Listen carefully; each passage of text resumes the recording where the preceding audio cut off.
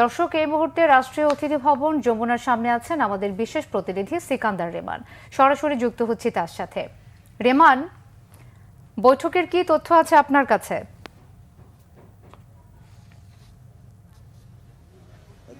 বৈঠকটি সন্ধ্যা ৬টার সময় কিন্তু বিএনপি মহাসচিব মির্জা ফখরুল ইসলাম আলমগীরের নেতৃত্বে ৩ সদস্যের একটি প্রতিনিধি দল, যেই দলে রয়েছে বিএনপি স্থায়ী কমিটির আরও ২ সদস্য সালাউদ্দিন আহমেদ এবং অবসরপ্রাপ্ত মেজর হাফিজউদ্দিন আহমেদ, তারা কিন্তু সন্ধ্যা ৬টার সময় গিয়েছে। সেক্ষেত্রে ঘণ্টা দেড়েক হয়েছে বৈঠকটি শেষ হয়েছে। এখন তারা বের হবেন এবং বের হওয়ার পরে ঠিক কি বিষয় নিয়ে প্রধান উপদেষ্টার সঙ্গে তারা আলোচনা করেছেন সে বিষয়টি তারা আমাদেরকে জানাবেন।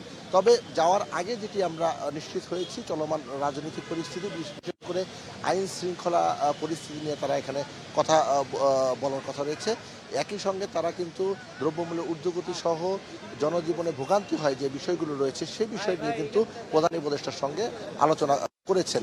একই সঙ্গে যে বিষয়টি বিএনপি গত কয়েকদিন ধরে আলোচনা করে আসছিল, দাবি জানিয়ে আসছিল, সেটা হচ্ছে নির্বাচনের রোডম্যাপ। সেই নির্বাচনের রোডম্যাপ নিয়েও কিন্তু প্রধান উপদেষ্টা প্রফেসর ডক্টর মোহাম্মদ ইউনূসের সঙ্গে বিএনপির এই প্রতিনিধি দল, উচ্চ পর্যায়ের প্রতিনিধি দল আলোচনা করেছেন।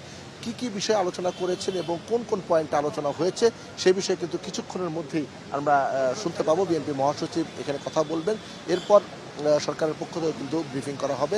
তাদের পক্ষ থেকে তাদের ভাষ্য, তাদের অবস্থানও কিন্তু এই গণমাধ্যমকে জানানো হবে। আরেকটি বিষয় জানিয়ে রাখি, সেটি হচ্ছে সারা দেশে কিন্তু অপারেশন ডেভিল হান্ট চলছে। সেই বিষয়টি নিয়ে কিন্তু বলা হচ্ছে যে সেই বিষয়টি নিয়ে আলোচনায় প্রাধান্য পাচ্ছে। তো আসলে আমরা যেগুলো বলছি পুরোটাই ব্রিফিংয়ের আগের, মিটিংয়ের আগের কথা, এবং মিটিংয়ে আসলে ১.৫ ঘন্টার মিটিং, বুঝতেই পারছেন যে আসলে অনেকগুলো বিষয় এখানে কিন্তু চলে এসেছে।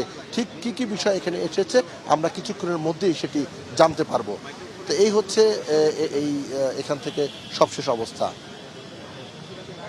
রেমান, আপনাকে ধন্যবাদ।